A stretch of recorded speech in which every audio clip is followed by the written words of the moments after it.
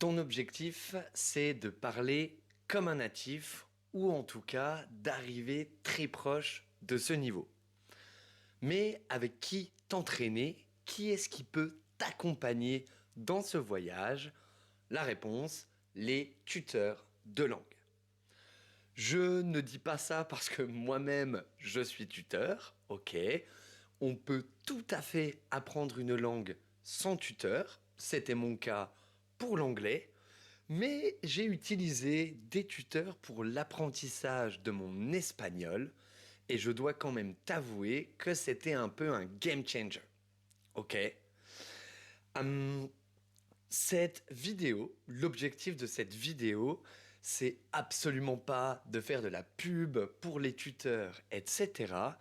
C'est plutôt une vidéo pour peut-être te faire réfléchir sur ton apprentissage et peut-être pourquoi pas te faire passer le pas si tu veux aller un peu plus loin dans ton apprentissage et pouvoir sélectionner la meilleure personne pour toi pour t'accompagner dans ce voyage linguistique. Ok? Choisir son tuteur, c'est un peu comme choisir une paire de baskets. Ok? Ça doit être confortable et surtout adapté à ton style. Donc aujourd'hui, on va voir pourquoi prendre un tuteur, ça peut être essentiel, mais aussi comment éviter de faire le mauvais choix et de tomber avec la mauvaise personne. Ok? Salut, bienvenue pour un nouvel épisode de French Listening Practice niveau intermédiaire. Aujourd'hui donc, on va voir comment choisir ton tuteur, les pièges à éviter et ce que tu dois regarder, ce à quoi tu dois faire attention avant de te lancer.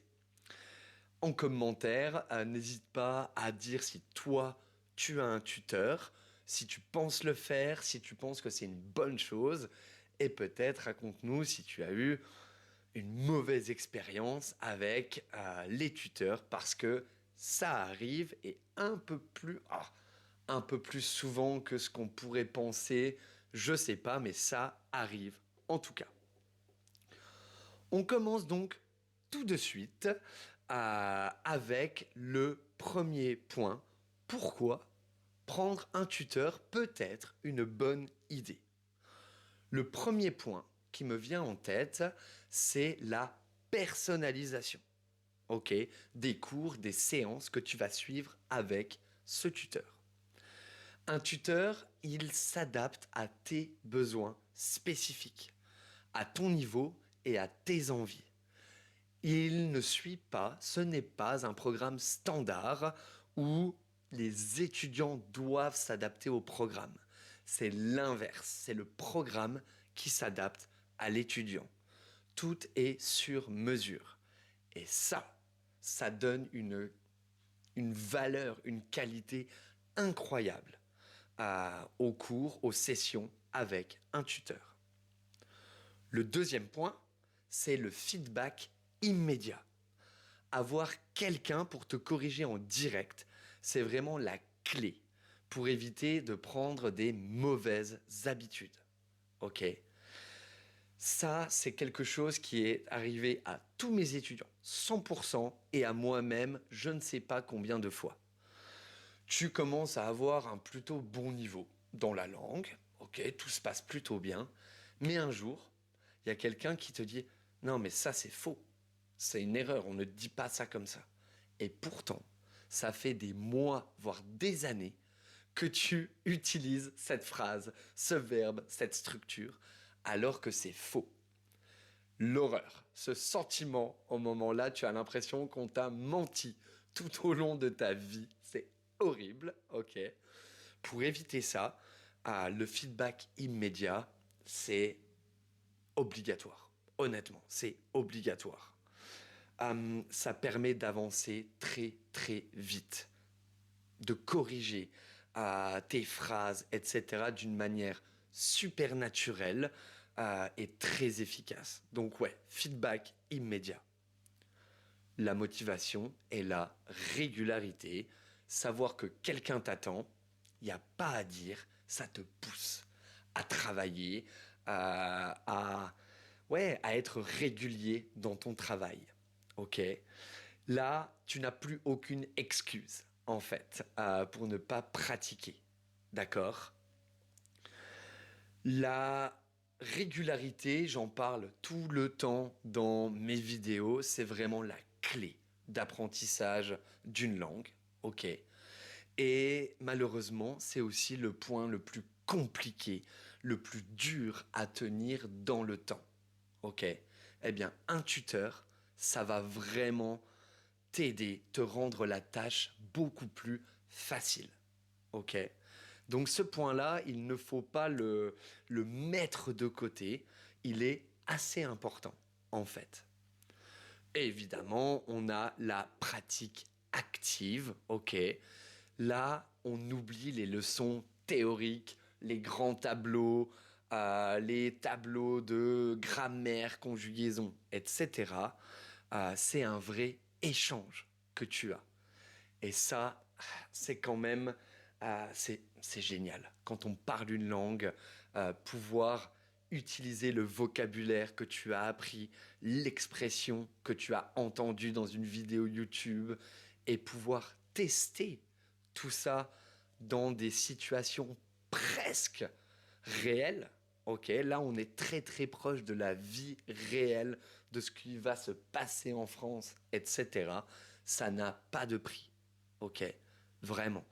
Et ouais, pour toi-même, honnêtement, quand tu sors de 30, 45 minutes, 1 heure de conversation dans la langue que tu apprends, on se sent bien après ça. On se dit, ah, c'est pas pour rien, j'arrive à mettre en pratique ce que j'ai appris, etc., etc.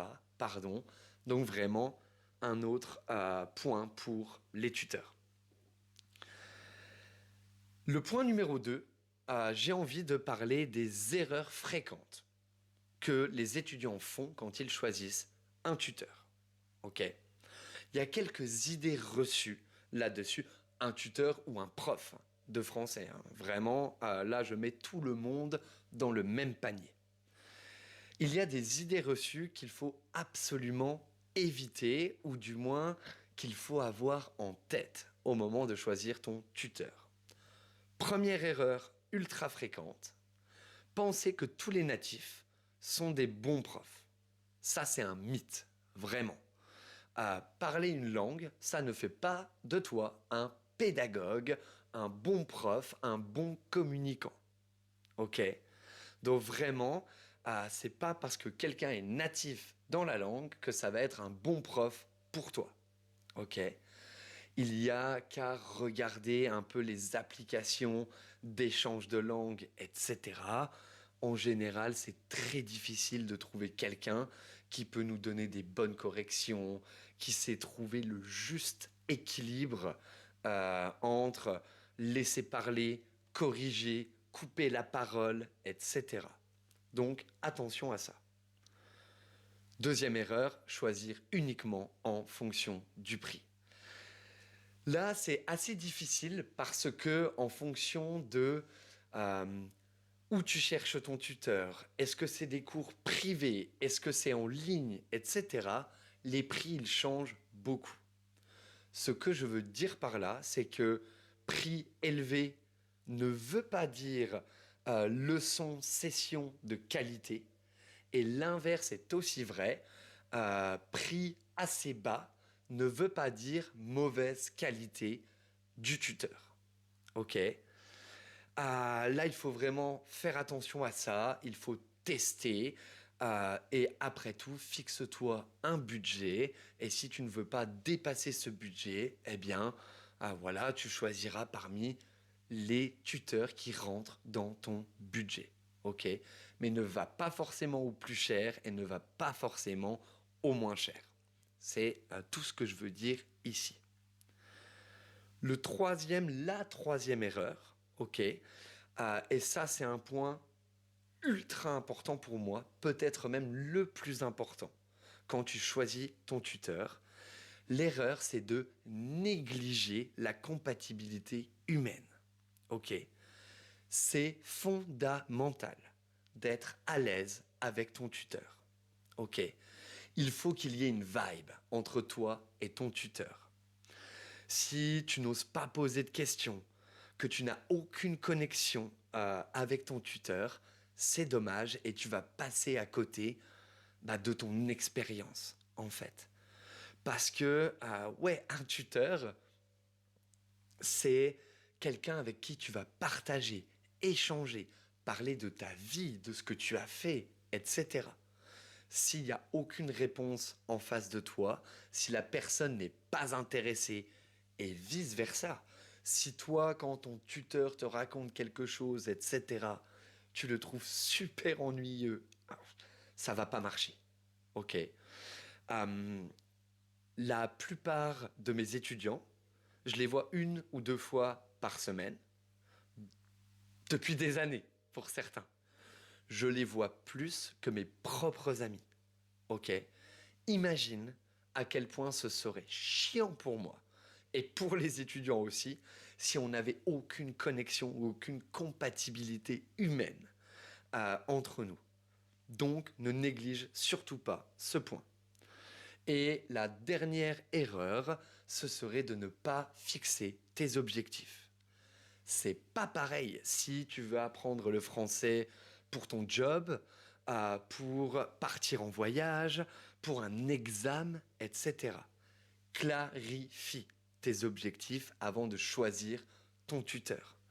Certains tuteurs, sont plus à l'aise pour préparer des examens, d'autres pour te faire parler, d'autres pour enseigner la grammaire, etc., etc. Ça doit faire partie de tes filtres, ok, de tes prérequis, un petit peu. Ok, ça c'était pour les grosses erreurs que tu dois éviter. Et on a parlé rapidement des types de tuteurs, et ben on va les voir un peu plus en détail, ok? Ici, je veux relativiser ce que je vais dire, ok? Là, j'ai fait des grosses catégories de tuteurs et de profs. Évidemment, chaque prof est différent et que un prof de grammaire peut être aussi excellent en conversation, etc. Il n'y a pas de vraies règles, ok? Par contre, ce serait bien pour toi de savoir ce que tu veux déjà à l'avance pour cibler les profils qui sont en apparence les plus compatibles avec tes objectifs. Style de tuteur, tes objectifs, les qualités, les valeurs humaines. Et voilà, normalement, tu peux déjà avoir une bonne idée de à qui tu vas avoir affaire. Et donne-moi 2 secondes, je bois un petit coup d'eau. Désolé, j'avais la bouche un peu sèche. Peut-être que je couperai ça au montage. Donc, les différents types de tuteurs que tu peux rencontrer. Le premier, c'est le grammaire addict. Ok? C'est un tuteur qui en général se concentre sur les règles grammaticales. Si tu es perfectionniste, que tu as un objectif de certification, comme le DELF ou le DALF, ça peut être top pour toi ce genre de tuteur. Si tu veux juste discuter de tes vacances à Paris, ça risque de te frustrer un petit peu. Ok? Le grammaire addict, pour tout ce qui est structure, préparation d'examen, certification, c'est plutôt un bon choix. Le coach de conversation. Moi, je me place un peu plus dans cette catégorie. D'accord? Si tu veux juste parler, échanger, pratiquer ton français de manière informelle, ok? Ce type de tuteur, il est idéal pour toi. On parle de tout, de la météo, de la dernière série Netflix, de la dernière aventure que tu as eue, etc. Des fois, là, on laisse passer quelques erreurs qui sont pas si importantes que ça en ce qui concerne la communication. C'est le point principal de ce genre de tuteur, c'est de pouvoir communiquer. Ok. On a les profs de plateforme, Italki, Preply, etc. Moi, je suis aussi sur quelques-unes de ces plateformes. Donc, j'ai des étudiants qui viennent de ces plateformes et des étudiants en dehors de ces plateformes. Ces plateformes, elles ont un avantage incroyable. Elles sont pratiques, accessibles. Et il y a un choix énorme de tuteurs, de professeurs, etc.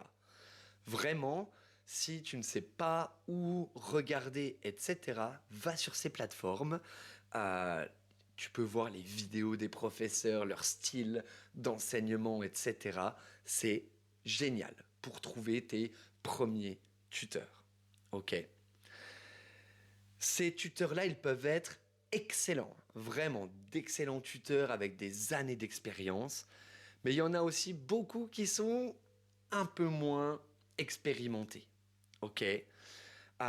Vérifie bien le profil, les avis que les étudiants laissent sur ces professeurs et attention au prix. Sur ces plateformes, le gros problème, j'ai envie de dire, c'est que les prix sont tirés vers le bas. Ok. Parce que beaucoup de personnes, on en a parlé juste avant, pensent que être natif, c'est assez pour pouvoir enseigner, zéro qualification, zéro expérience, etc. Et donc elles mettent un prix très bas. Et les excellents professeurs avec beaucoup d'expérience se retrouvent en concurrence directe avec des personnes non expérimentées qui chargent beaucoup moins cher. Donc garde bien ça en tête, mais c'est un excellent moyen de trouver ton premier tuteur. Ensuite, on a le prof diplômé FLE, français langue étrangère. Professionnel, structuré, très à l'aise aussi avec la pédagogie, super important. Il peut parfaitement t'aider si tu veux une approche qui est un peu plus académique. Ok. Le seul point un peu négatif peut-être, c'est que ça peut manquer un peu de spontanéité des fois. Il y a un programme, il faut le suivre et c'est comme ça. C'est un peu ce qui me dérange personnellement dans ces approches. Euh, Ce que j'adore vraiment dans ma façon de travailler, c'est que je veux un environnement qui soit super relax, donc vraiment informel. On parle de tout, on fait des erreurs, etc. Mais en te corrigeant, en te donnant des feedbacks, tu commences à te poser des questions, tu vas avoir des questions de grammaire, etc.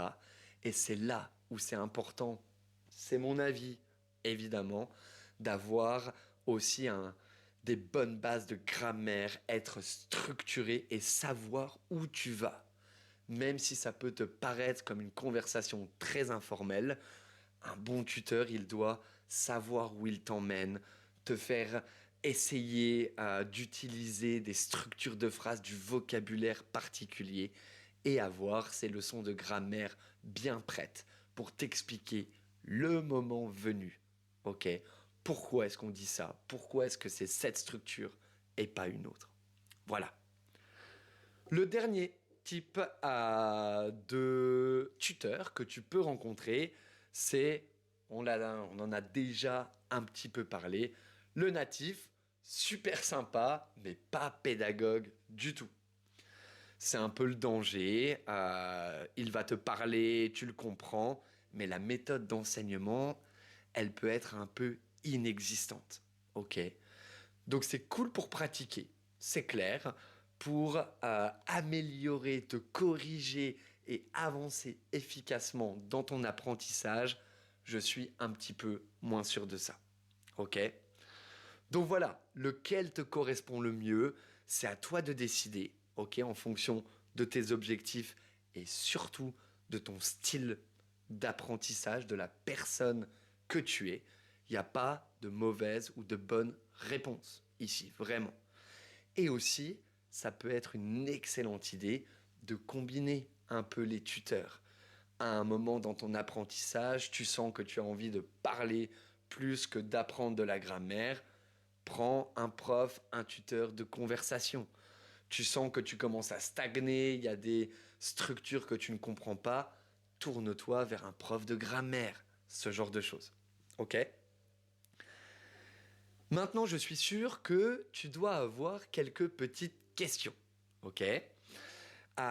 Trois questions qui me reviennent à chaque fois, vraiment, que eh bien, je reçois un nouvel étudiant, ce genre de choses. La première, combien de cours faut-il par semaine? Évidemment, ça dépend de toi, de ton budget, de tes objectifs, de ta vie perso, etc. Donc il n'y a pas de bonne réponse, encore une fois. Le meilleur rythme, c'est ton rythme, celui qui te convient. Cependant, je recommande quand même entre une et deux sessions par semaine. Ça reste idéal pour progresser. Si tu veux avancer rapidement, tu peux augmenter la fréquence, mais honnêtement, deux séances pour mettre en pratique ce que tu apprends, ce que tu as vu pendant la semaine, c'est le top. Une, c'est excellent aussi. Ok? Celle-là, c'est vraiment quelque chose que j'entends tout le temps. Mais moi, je suis timide, je comprends tout, mais j'arrive pas à parler, etc. C'est tout à fait normal au début. Faut juste trouver un tuteur patient et qui va pouvoir créer un environnement de quoi de safe, un environnement safe, secure autour de toi. Ok? Et c'est là que la compatibilité humaine, elle rentre en jeu. C'est pour moi le point qui me tient le plus à cœur dans mes cours, c'est que tu te sentes à l'aise, que tu aies envie de revenir, que tu passes un bon moment et que ce soit pas oh non, j'ai cours de français, quelle horreur. Voilà, ok. Donc ne t'inquiète pas pour ça. Si tu trouves le bon tuteur, il va te faire te sentir à l'aise directement. Ne t'inquiète pas. Et est-ce que je dois faire mes devoirs entre les cours? Oui, mais ça doit pas être une corvée. Ça dépend encore une fois de ton tuteur. Je ne donne presque jamais de devoirs. Par contre, revoir les corrections, le vocabulaire, les expressions qu'on a vues ensemble, ouais, ça, tu dois le revoir le plus régulièrement possible pour la prochaine session, commencer à l'intégrer dans ton speech, dans ton discours, certainement en faisant des erreurs, nouvelle correction du tuteur, et après deux ou trois fois, c'est intégré, tu sais, utiliser les idiomes, pardon, les expressions, ce genre de choses. Ok? Donc vraiment, c'est pas si compliqué. La timidité, ne t'inquiète pas. Si tu ne l'as pas, c'est un peu bizarre, j'ai envie de te dire. Ok? Bon, et il y a quand même un dernier point qu'on doit aborder ensemble, parce que là, je viens de te parler des tuteurs comme de quelqu'un qui va porter ton apprentissage, qui va vraiment, comment je peux dire ça, c'est un peu un joker dans ton apprentissage, etc. Oui, le choix du tuteur, c'est super important. Oui, ça va t'aider. J'en suis vraiment, je suis convaincu de ça. C'est pas obligatoire, mais l'aide euh, que tu vas quoi, comment je peux dire ça, que tu vas avoir, que tu vas recevoir, pardon, elle est incroyable. Par contre, toi aussi, tu as ton rôle à jouer. Le tuteur, il ne va pas apprendre à ta place. Ok? Donc je vais te donner quand même 5 petites astuces qui font une énorme différence quand tu as un tuteur. Et comment euh, extraire, ok, le plus de valeur possible du temps que tu vas passer avec ton tuteur. Parce que ouais, quand tu prends un tuteur, tu investis. Ça coûte de l'argent, ça coûte du temps. C'est un investissement que tu fais. Donc, 5 astuces pour que tu puisses en profiter au maximum. La première, venir préparer. Si tu sais déjà de quoi tu veux parler ou les points que tu veux aborder, voir avec ton tuteur, tu vas rendre la séance encore plus fluide et encore plus utile. Ok? En général, les tuteurs, ils adorent ces moments-là. La semaine, tu as vu un film génial, tu as écouté une conversation, découvert une expression, mais tu as un doute sur l'utilisation, euh, comment l'utiliser, est-ce que c'est vraiment correct? Parle-en à ton tuteur, il va, voilà, vous allez en parler ensemble, etc. Venir préparer, c'est du temps de gagner. Bon, ça, je le dis vraiment dans toutes mes vidéos. Il faudrait peut-être que j'arrête un petit peu. Mais c'est vrai, c'est essentiel pour moi. Ose faire des erreurs. Ne te prends pas la tête, ok? Tu es client dans cette situation. Si tu ne faisais pas d'erreur, tu ne prendrais pas de cours avec ton tuteur. On est préparé à ça. On est là pour ça, ok? Donc ouais, le français, c'est une langue complexe.